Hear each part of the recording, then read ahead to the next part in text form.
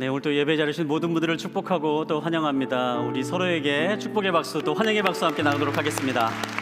잘 오셨습니다. 네, 잘 오셨습니다. 네, 이 시간 우리 함께 선포하고 함께 또 말씀을 듣도록 하겠는데요. 우리 가슴에 손을 얹고 이렇게 한번 선포하도록 하겠습니다. 하나님이 우리와 함께 하십니다. 하나님은 나를 사랑하십니다. 나는 하나님의 사랑받는 자녀입니다. 이 시간 우리 잠깐 함께 기도하겠습니다. 하나님, 이 시간에 그 하나님의 사랑의 마음이 이 마음 가운데 부어지는 시간 되기를 원합니다. 그 무엇도 끊을 수 없고 그 무엇도 꺾을 수 없는 그 하나님의 사랑이 이 마음 가운데 가득 흘러넘치게 하여 주시고, 그 사랑으로 세상 가운데 하나님의 사람으로 살아가는 삶을 살 수 있도록 주님 이 시간에 말씀하여 주시옵소서. 감사합니다. 살아계신 예수님의 이름으로 기도합니다. 아멘. 네, 이 세상에 있는 모든 것들은 시작이 있고 또 끝이 있습니다. 세상에 있는 모든 생명은 태어남이라는 것이 있고요, 또 태어난 모든 생명은 죽음이라는 것을 맞이하게 됩니다. 우리가 살아가고 있는 세상도 마찬가지입니다. 시작이 있고 또 끝이 있기 마련입니다. 창세기에서 하나님께서 말씀으로 세상을 창조하신 이후에 이 세상을 하나님의 계획 가운데 계속해서 역사하고 계시다가 그 계획이 다 이루어지는 마지막 순간이 되면 이 세상은 끝이 나게 됩니다. 우리가 함께 묵상하고 있는 이 요한계시록에 있는 본문은 바로 그 세상의 마지막 때 어떠한 일들이 일어날 것인가를 우리에게 전해주고 있습니다.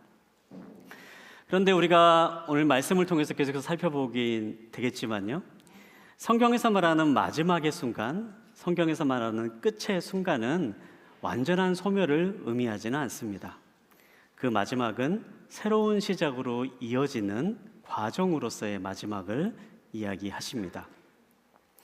우리가 계속해서 말씀을 보고 또 그 마지막의 순간 어떠한 일이 일어날 것인가, 또 어떠한 것을 우리가 보게 될 것인가, 어떠한 것을 우리가 살게 될 것인가, 그 내용들을 함께 살펴보게 될 것인데요, 이 마지막 순간에 우리가 살게 된 바로 그 인생의 목적지와도 같은 그곳을 함께 묵상하고 나누면서 이 시간에 있는 저와 여러분 모두가 하나님께서 주시는 새로운 시작의 길을 향해서 달려나아갈 수 있는 그러한 은혜가 함께 있기를 간절히 소망합니다. 오늘 우리가 함께 볼 하나님의 말씀 보도록 하겠는데요, 오늘 함께 볼 하나님의 말씀은 요한계시록 21장 1절부터 4절까지 있는 말씀과 요한계시록 22장 1절부터 5절까지 있는 말씀입니다. 두 부분에 있는 말씀을 우리 이어서 저와 여러분이 한 절씩 돌아가면서 읽겠습니다. 그리고 나는 새 하늘과 새 땅을 보았습니다. 처음 하늘과 처음 땅이 사라지고 바다도 더 이상 존재하지 않았습니다. 또 나는 거룩한 도성 새 예루살렘이 하늘에서 하나님께로부터 자기 남편을 위해 화장한 신부처럼 준비돼 내려오는 것을 보았습니다. 그리고 나는 보좌에서 큰 음성이 말씀하시는 것을 들었습니다. 보아라, 하나님의 장막이 사람들과 함께 있으니 그분께서 그들과 함께 거하실 것이다. 그들은 그분의 백성이 되고 하나님께서 친히 그들과 함께 계실 것이다. 그들의 눈에서 모든 눈물을 닦아주실 것이며 더 이상 죽음이 없고 다시는 슬픔이나 우는 것이나 아픈 것이 없을 것이다. 이는 처음 것들이 지나갔기 때문이다. 그 후 천사는 하나님과 어린 양의 보좌로부터 흘러나오는 수정같이 맑은 생명수강을 내게 보여주었습니다. 강물은 도성의 길 한가운데로 흐르고 있고 강 양쪽에 있는 생명나무는 매달 열매를 맺어 12열매를 맺고 나뭇잎들은 나라들을 치료하는 데 쓰입니다. 또 다시는 저주가 없을 것입니다. 하나님과 어린 양의 보좌가 도성에 있고 그의 종들이 하나님을 섬길 것입니다. 그들은 하나님의 얼굴을 볼 것이며 그들의 이마에 하나님의 이름이 있을 것입니다. 함께 보겠습니다. 다시는 밤이 없겠고 그들은 주 하나님께서 그들을 비추심으로 등불이나 햇빛이 필요하지 않을 것입니다. 그들은 영원히 통치할 것입니다. 아멘. 네, 오늘 말씀을 준비하면서 한 권사님이 생각이 났습니다. 몇 해 전에 이제 소천하신 천국으로 가신 한 권사님이신데요, 이 권사님은 굉장히 신앙이 좋으신 분이셨습니다. 신앙이 좋고 믿음도 좋으시고 그리고 인격도 훌륭하신 그러한 권사님이었습니다. 많은 사람들에게 본이 되는 그러한 굉장히 덕이 있는 그런 권사님이셨는데요. 권사님께서 이제 소천하시기 얼마 전에 몸이 쇠약해지시면서 가족들과 함께 사시게 되셨는데, 그때 이제 가족분들을 함께 모으고 함께 예배드렸던 그러한 적이 있습니다. 근데 참 제가 기억하는 것은요, 그 권사님께서 예배를 마치시고 저한테 이제 그런 말씀을 하시는 겁니다. 목사님, 이제 제가 천국으로 갈 날이 멀지 않았다라는 것을 저도 알고 있습니다. 그렇게 말씀하시는 거예요. 그런데 그 권사님이 이어서 저한테 하시는 말씀이 저한테 참 굉장히 인상 깊게 기억에 남습니다. 그런데 목사님, 제가 한편으로는 참 두렵습니다. 그렇게 말씀하시는 거예요. 그러시면서 계속해서 말씀하시는데, 제가 참 그동안에 예수님 잘 믿고 신앙생활도 잘 하면서 그렇게 살았는데 막상 살면서 천국에 대해서는 먼 이야기처럼 그렇게 느끼면서 살았던 것 같습니다. 천국에 대해서 그렇게 크게 생각하지 않고 그냥 막연히 좋은 곳이다라고 그렇게 생각을 하고 살았더니 이제 와서 천국에 갈 날이 다가왔다라고 생각하는 이 순간에 그 천국이 너무 막연하게 생각이 된다라는 겁니다. 그러면서 천국을 갈 건데 그곳이 어떤 곳인지 잘 그림이 그려지지 않는다. 그래서 좀 두려운 마음이 듭니다. 그런 말씀을 하시는 겁니다.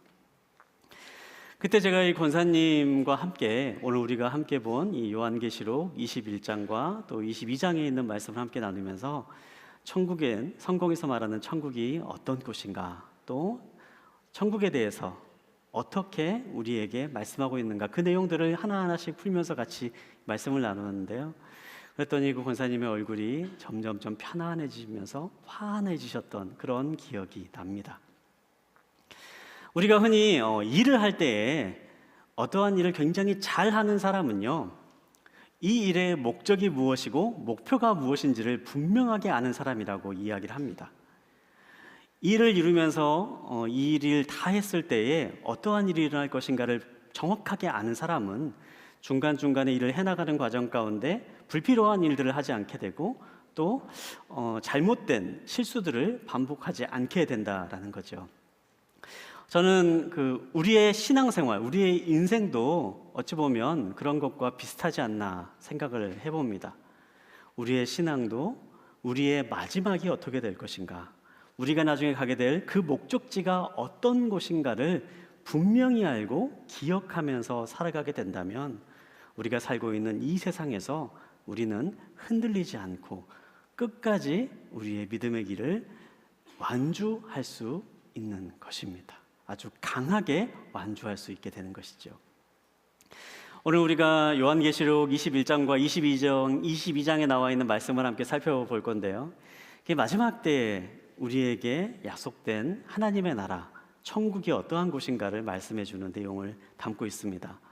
이 말씀을 함께 살펴보면서 우리가 나중에 가게 될 우리의 이 세상에서의 마지막 고울과도 같은 바로 그 천국이 어떠한 곳인지, 그리고 그곳에서 살아간다는 것이 어떠한 의미가 있는지를 함께 기억하고 살아가는 저와 여러분이 되기를 바랍니다. 그렇다면 성경에서 말하고 있는 천국은 어떤 곳입니까? 첫 번째로 함께 기억하기 원하는 것은요, 하나님의 나라 천국이라고 하는 것은 우리를 위해 준비된 이전과는 전혀 다른 세상이 될 것입니다.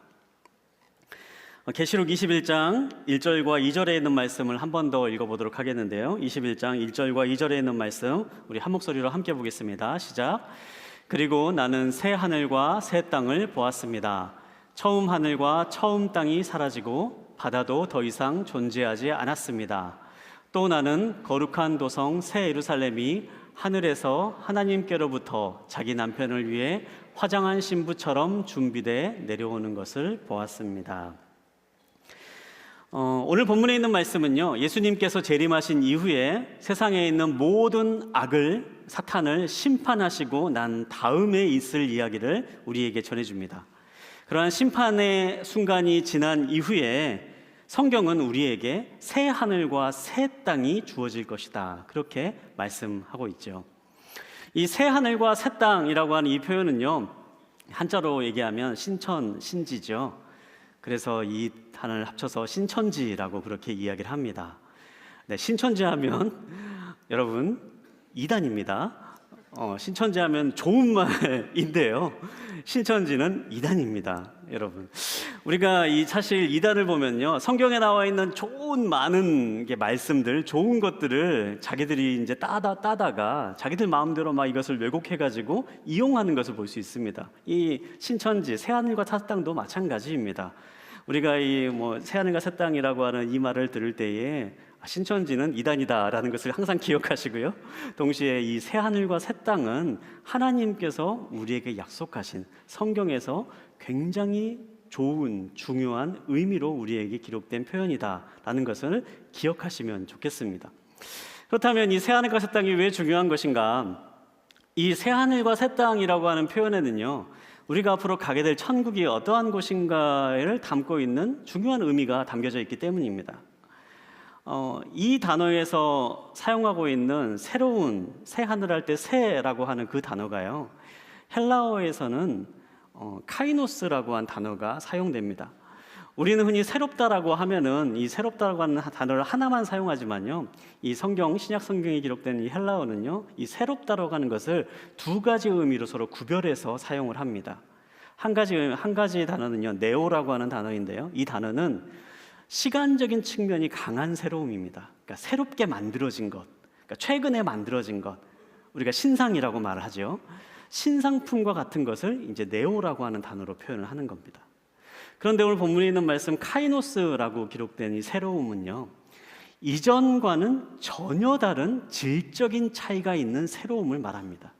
이전에는 없었던, 이전에는 보지 못했던 완전히 다른 차원의 새로운 것, 그것을 볼 때에 새롭다, 카이노스라고 하는 그런 단어를 사용합니다. 성경에서 말하고 있는 우리가 마지막 때에 누리게 될 그 새 하늘과 새 땅은요, 이전에 우리가 볼 수 없었던 새로운 차원의 세상을 우리에게 예비하고 계심을 알려주는 것입니다. 그냥 하나님께서 지었던 과거의 어떤 세상을 다시 한번 새롭게 똑같이 만들어 주신 것이 아니라, 지금 우리가 살고 있는 세상을 다시 한번 새롭게 만들어 주시는 것이 아니라, 이 세상과는 전혀 다른 차원의 새로운 세상, 그 세상에서 우리가 삶을 살게 될 것이다. 성경 그렇게 말씀하시는 겁니다. 그렇다면 그 새로운 차원의 목적은 무엇인가? 2절에 있는 말씀에 그렇게 나와 있는데요, 2절에 있는 말씀을 제가 한번 읽어드리겠습니다.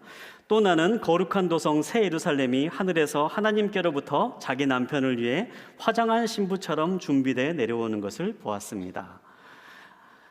새롭게 준비되어 있던 세상을 보았다. 성경은 그렇게 이야기합니다.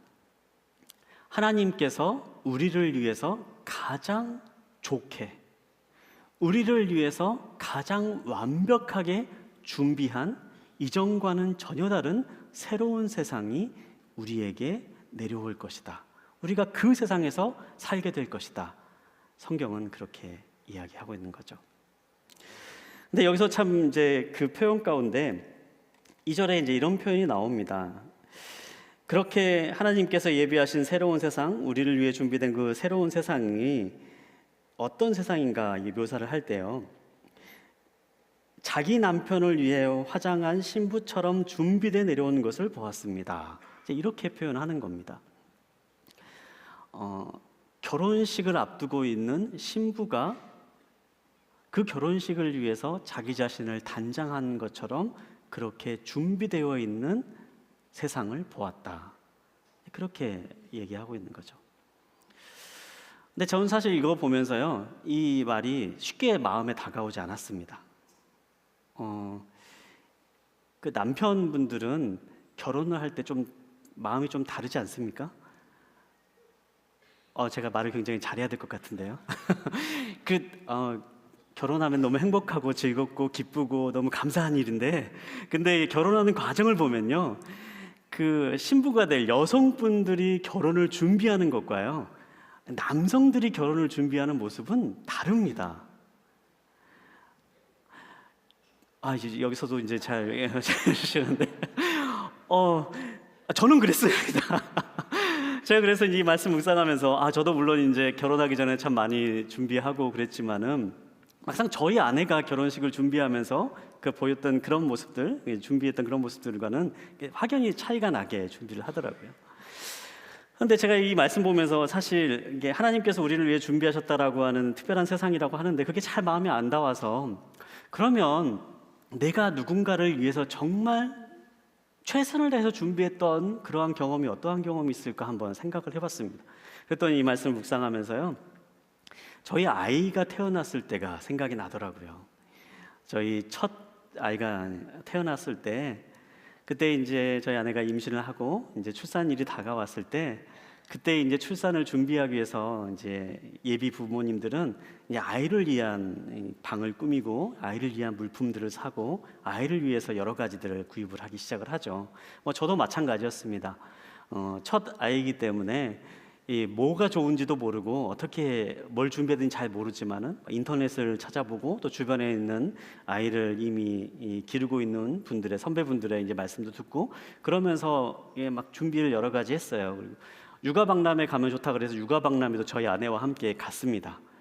물론 거기서 샀던 것들이 나중엔 아무 쓸데없는 것들을 굉장히 비싼 값에 샀다는 것을 깨닫게 되었지만, 어찌 되었건 아이를 준비하는 부모의 입장에서는요, 정말 내가 할 수 있는 가장 좋은 최선의 것으로 준비하고 예비하는 그 마음이었습니다. 사실 우리가 성경에서 천국이 어떠한 곳일까 우리에게 정확하게 그 세부적인 것 하나하나를 다 말씀해 주지는 않으십니다. 그런데 중요한 것은 이 천국이 어떠한 마음을 담고 있느냐는 분명하게 우리에게 전해줍니다. 그것은 바로 하나님께서 우리를 위해서 가장 좋은 것들로, 최고의 것들로 준비하신 세상이라는 사실입니다. 물론 그 순간의 모습이 천국에 대해서 얘기할 때 어떤 분들은 우리가 천국에서 과연 몇 살의 모습으로 살 것인가, 젊었을 때의 모습으로 살 것인가, 아니면 이 세상에서의 마지막 모습, 죽을 때의 모습으로 살 것인가, 그러면 천국은 노인들이 많은 세상이 아닌가, 막 그렇게 이야기하는 분들도 있습니다. 근데 그거에 대해 성경은 명확하게 얘기하고 있지는 않습니다. 또 어떤 분들은 천국은 과연 어떤 말을 사용할 것인가, 예수님이 쓰셨던 아람어를 써야지만이 말을 통할 것인가, 한국 사람들은 한국말을 쓸 것인가, 막 이런 걸 가지고도 얘기하는 분들도 있고요. 또 천국에 애완동물이 과연 있을 것인가, 막 그런 걸 가지고 고민하는 분들도 있습니다. 성경은 이런 것들이 어떻게 천국에서 이루어질 것인지를 우리에게 명확하게 이야기하지는 않습니다. 하지만 가장 중요한 것, 우리가 기억해야 될 분명한 사실은 이 천국은 하나님께서 우리를 위해서 가장 좋은 것으로 준비한 전혀 새로운 세상이라는 사실입니다. 미국의 신학자이자 전도가로 유명한 조나단 에드워드라고 하는 사람은 일평생 자신의 삶을 살아가면서 귀중한 삶의 모토가 되는 한 문장의 말을 품고 살았다라고 얘기합니다. 그 말은 가장 좋은 것은 아직 오지 않았다라고 하는 말입니다. 여러분, 천국은 어떤 곳입니까? 천국은요, 가장 좋은 것입니다. 이 세상에서 어떤 것을 누리고 살고 또 어떤 것을 가지고 살았던 그것은 의미가 없습니다. 천국은 그 모든 것보다 훨씬 좋은, 가장 좋은 것입니다. 우리가 천국을 상상할 때 많은 상상들을 할 수 있습니다. 그러나 분명히 우리가 기억하기 원하는 것은요, 천국은 무엇을 상상하든 그 이상을 보게 되는 곳입니다.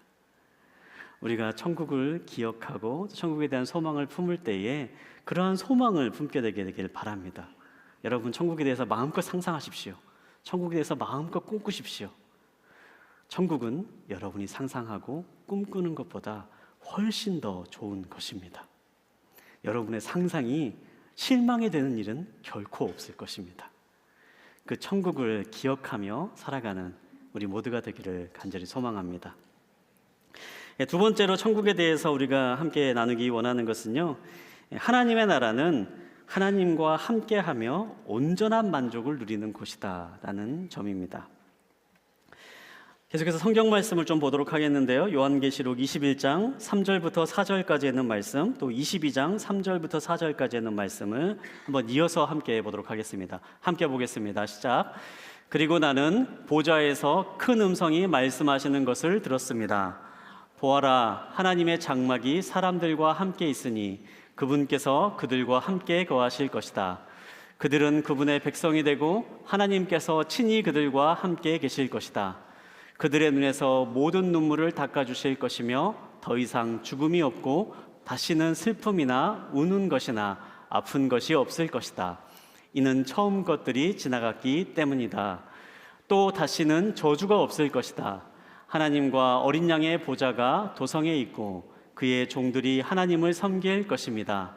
그들은 하나님의 얼굴을 볼 것이며 그들의 이마에 하나님의 이름이 있을 것입니다. 아멘. 오늘 우리가 함께 본 이 본문에 있는 말씀들은요, 천국에서 그러면 어떠한 삶을 살게 될 것인가, 그 삶의 모습을 우리가 단편적으로 우리에게 알려주고 있습니다. 먼저 이 말씀들을 보면요, 천국에 없는 것들에 대해서 먼저 이렇게 쭉 나와 있는데요, 천국에 없는 것들은요, 죽음이 없다라고 그렇게 이야기합니다. 그리고 슬픔이나 우는 것, 아픈 것 또한 없다. 그리고 우리가 오늘 본문에 있는 말씀에서 읽지 않았지만 천국에는 악과 죄가 없다라고 그렇게 말씀합니다. 그리고 천국에는 다시는 저주가 없다. 그렇게 우리에게 말씀합니다.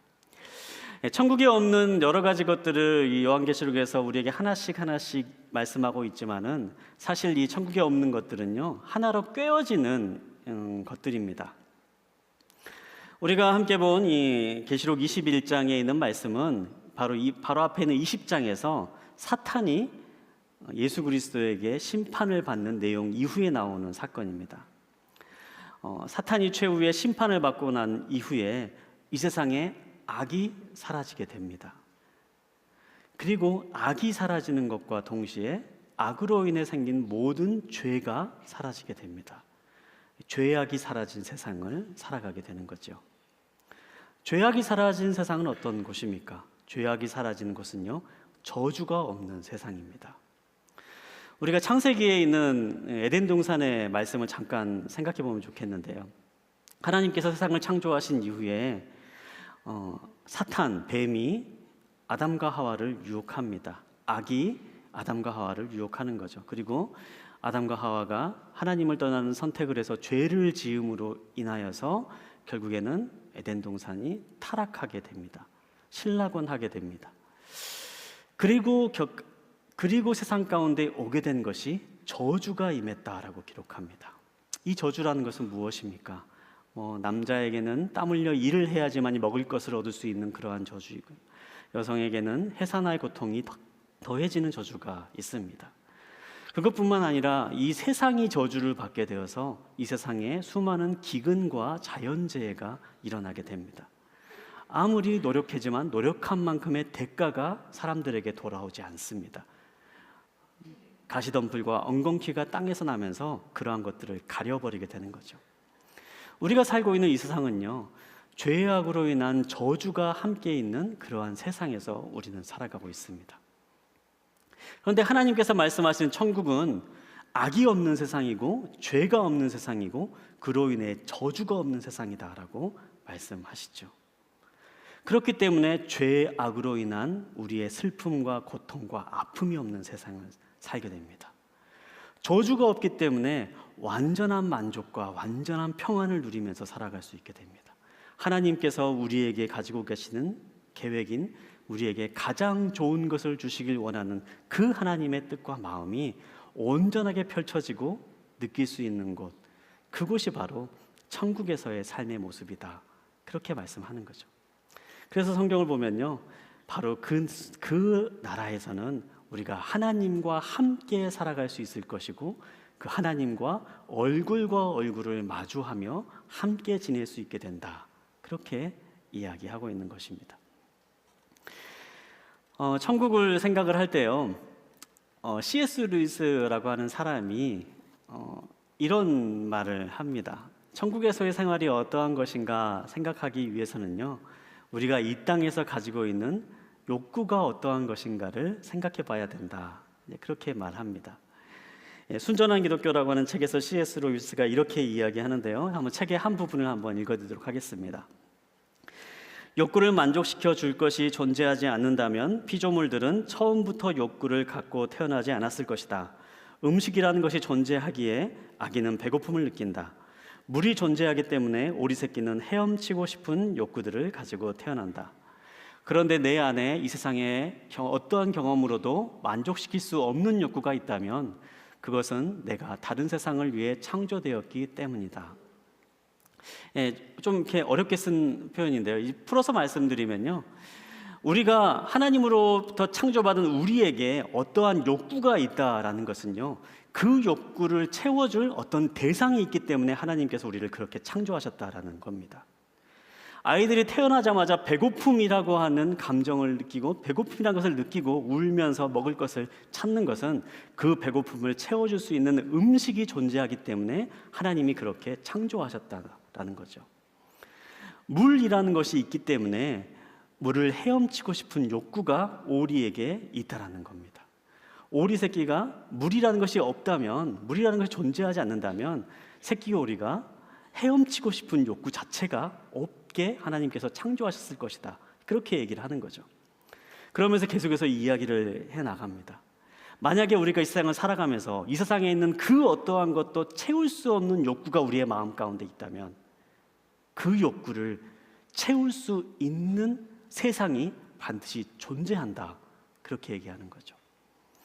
여러분, 우리가 이 세상을 살아가면서 채워지지 않은 욕구들이 분명히 있습니다.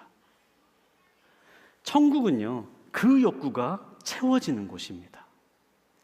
우리가 이 세상을 살아가면서 만족할 수 없는 것들을 경험합니다. 천국은 그 만족을 우리에게 주는 세상입니다. 천국에는 죄도 없고 악도 없기 때문에 사람이 가지고 있는 욕구를 왜곡시켜서 스스로를 파괴하거나 주변에 있는 사람들을 고통스럽게 하는 일도 존재하지 않습니다. 욕구 그 자체가 온전한 기쁨과 만족감으로 가득 찰 수 있는 곳, 그곳이 바로 천국이라는 겁니다. 여러분, 무엇을 원하십니까? 여러분 가운데 무엇을 바라고 살아가십니까? 그 바라는 것이 무엇인지 각 사람들마다 다 다르겠지만요, 천국은 우리가 바라는 그것이 완벽하게 이루어지는 세상입니다. 완벽하게 만족감을 얻을 수 있는 세상입니다. 천국에 대해서 이야기하는 이제 많은 사람들의 이야기를 이제 찾아봤는데요. 어떤 분이 이제 그런 이야기를 하더라고요. 천국에 가도 우리는 먹을 것을 먹을 수 있을 것이다. 그렇게 말씀합니다. 이 말씀이 굉장히 기쁜 소식으로 들릴지도 모르겠습니다만, 천국에서도 분명히 우리가 음식을 먹는 기쁨이 우리 가운데 있을 것이다라고 그렇게 이야기합니다. 이제 그분이 그렇게 얘기하는 근거로요, 누가복음 24장을 보면요, 예수님께서 부활하신 다음에 제자들을 만나서 음식을 드시는 이야기가 나옵니다. 부활한 몸, 부활한 육신은 우리도 동일하게 갖게 될 것인데 우리 역시도 예수님처럼 먹을 수 있는 먹은 기쁨을 갖고 천국에서의 삶을 살게 될 것이다, 그렇게 얘기하죠. 물론 천국에는 다이어트가 필요 없을 것입니다. 우리의 탐욕과 탐심으로 먹는 것이 아니기 때문에 천국에서 먹는 기쁨은 있겠지만 다이어트가 필요 없는 그러한 세상을 우리가 살아가게 될 것입니다. 또 어떤 분은 그런 얘기를 하더라고요. 천국에는 분명히 노동이 있을 것이다, 그렇게 이야기합니다. 사실 에덴 동산에도 노동은 있었습니다. 타락하기 이전에 아담에게 하나님께서 경작하고 땅을 다스리다라고 말씀하시는데, 그 표현이 땅을 일구고 경작하다라는 그런 의미를 담고 있는 표현입니다. 아담이 타락하기 이전부터 하나님께서는 땅을 일구는 삶을 살라고 그렇게 말씀하셨던 거죠. 천국에서도 분명히 어떠한 일이든 우리는 일을 하게 될 것입니다. 그런데 그 일이 나의 가치를 증명하기 위해서 하는 일이 아니라, 내가 누군가에게 비교받고 평가받고 더 좋은 평가를 얻기 위해서 하는 일이 아니라, 내가 더 뭔가를 이루어내고 성취하고 기쁨을 얻기 위해서 하는 일이 될 것입니다. 천국은 이 땅에서 우리가 얻지 못하는 욕구가 완벽하게 온전하게 이루어지는 곳입니다. 그것은 죄도 없고 악도 없고 저주도 없고, 그렇기 때문에 슬픔도 없고 눈물도 없고 아픔도 없고 죽음도 없는 곳입니다. 하나님과 함께 하기 때문에 하나님으로부터 하나님께서 말씀하시고 약속하신 온전한 기쁨이 나의 삶 가운데 느껴지고 이루어지는 곳, 바로 그곳이 천국이다.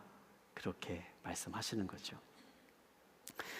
이 땅에서도 그런 천국을 누렸던 사람의 고백이 있습니다. 시편 23편을 보면요, 다윗이 그런 얘기를 하죠. 여호와는 나의 목자시니 내게 부족함이 없으리로다. 하나님과 함께하는 삶은요, 부족함이 없는 삶입니다. 어떠한 것이든 만족함을 느끼는 삶입니다. 바로 천국에서 우리는 그러한 삶을 살게 될 것입니다. 오늘 말씀을 묵상하면서 요한계시록에 나와 있는 이 우리가 겪게 될 마지막 때를 계속해서 묵상하고 또 생각하면서 하나님은 참 우리를 위해 좋은 것을 예비하시는 분이시구나 라는 생각을 해보았습니다. 요한계시록은 이 세상이 어떠한 세상인지 또 그리고 어떠한 곳을 향해 나아가는지를 우리에게 알려줍니다. 이 세상은 예수 그리스도를 따르는 어린 양을 따르는 사람들과 사탄을 따르는 용을 따르는 사람들의 갈등과 대결이 있는 세상입니다. 그리고 마지막이 다가올 때가 점점 가까이 오면 이러한 다툼과 갈등은 점점 극명하고 격렬하게 일어나게 될 것입니다. 하지만 성경은 예수님께서 이 땅에 다시 오실 것이고 그 오심으로 인하여서 모든 다툼에서 예수 그리스도의 승리가 있을 것이다. 그렇게 말씀하십니다. 예수님의 온전한 승리가 마지막 때에 있을 것이다. 또한 예수님을 따르는 우리들의 삶에도 온전한 승리가 있을 것이다. 그렇게 약속합니다. 그러나 성경은 거기에서 이야기를 끝내지 않습니다. 그 다음에 우리를 위해 새로운 세상이 있을 것이다. 그렇게 약속하십니다. 하나님의 원래 목적은 자신을 거역하고 떠난 사탄을 심판하고 멸하는 데 있지 않고 그 심판과 멸하는 것을 지나서 우리들에게 가장 좋은 것을 주시길 원하는 하나님의 계획이시기 때문입니다. 전쟁에서 승리한 하나님은요, 그 다음 우리를 위해서 새로운 세상을 만들어 주십니다. 그리고 그 세상에서 우리가 이 세상에서 누릴 수 없는 영원한 만족과 영원한 기쁨을 누리며 하나님과 함께하는 삶을 살도록 우리를 인도해 주십니다. 사랑하는 여러분, 우리가 그 하나님을 기억할 수 있게 되길 바랍니다. 하나님은 우리를 위해서 우리를 새로운 세상으로 인도하시는 분이십니다. 모든 대적자들을 물리치고 우리에게 더 좋은 것을, 가장 좋은 것을 주시길 원하시는 분이십니다. 그리고 그 하나님은 우리와 함께 하시길 원하십니다. 오늘을 살아가는 우리에게도 그 하나님은 동일하게 말씀하십니다. 우리와 함께 하기 원하시고 우리에게 새로운 일을 하길 원하시고 우리에게 더 좋은 것들을 베풀어 주시길 원하십니다. 사랑하는 여러분, 그 하나님을 만나시길 바랍니다. 또 그 하나님과 함께 하시기 바랍니다. 그 하나님과 함께함으로 새로운 세상으로, 새로운 시작으로 나아가는 그러한 축복이 이 자리에 계신 모든 분들과 함께 하기를 주님의 이름으로 축복합니다.